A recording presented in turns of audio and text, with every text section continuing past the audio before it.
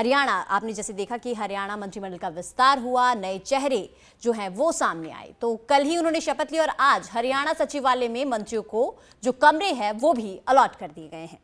आपको बता दें कि दुष्यंत चौटाला का जो कमरा है वो डॉक्टर कमल गुप्ता को मिला है। सीमा त्रिखा को, जो नाराज अनिल विज मंत्री हैं, उनका कमरा दिया गया है। इसके साथ ही ओपी यादव का कमरा विशंभर वाल्मीकि को मिला है। तो कमरे नए मंत्रिमंडल को अलॉट कर दिए गए हैं।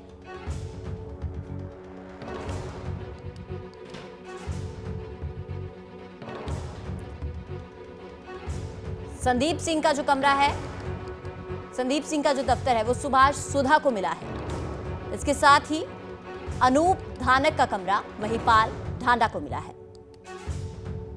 देवेंद्र बबली का कमरा संजय सिंह को दिया गया और कमलेश ढांडा का कमरा अभय सिंह यादव को मिला है। तो कल शपथ ग्रहण था, उसके बाद जो कमरों की अलॉटमेंट है वो हो गई है। सचिवालय में कमरे दे दिए गए हैं।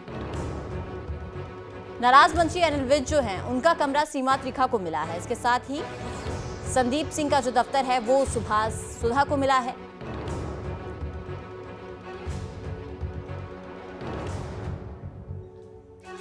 तो इस खबर पर ज्यादा जानकारी के लिए पूजा वर्मा हमारे साथ जुड़ गई हैं।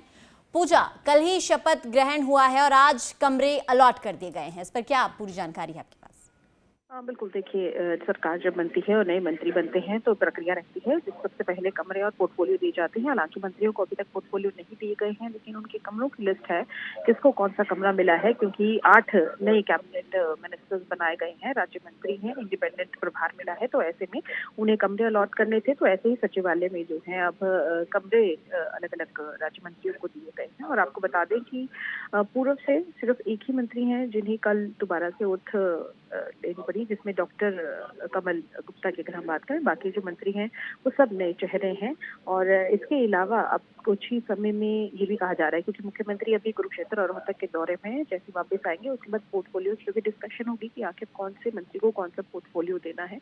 तो दिलचस्प ये भी रहेगा कि अनिल विज का पोर्टफोलियो और पूर्व डिप्टी सीएम दुष्यंत चौटाला का जो पोर्टफोलियो है वो कौन से मंत्री को मिलता है और कौन सा जो है महकमा सीएम अपने पास रखते हैं। तो बहुत सारे जो है बदलाव इस कैबिनेट में देखे हैं। तो ऐसे में ये भी देखना दिलचस्प होगा कि जो नए मंत्री बने हैं उन्हें कौन कौन से विभाग दिए जाएंगे और क्या दोबारा से रिपीट किया जाएगा या कुछ नए बदलाव जो हैं बीजेपी करती है।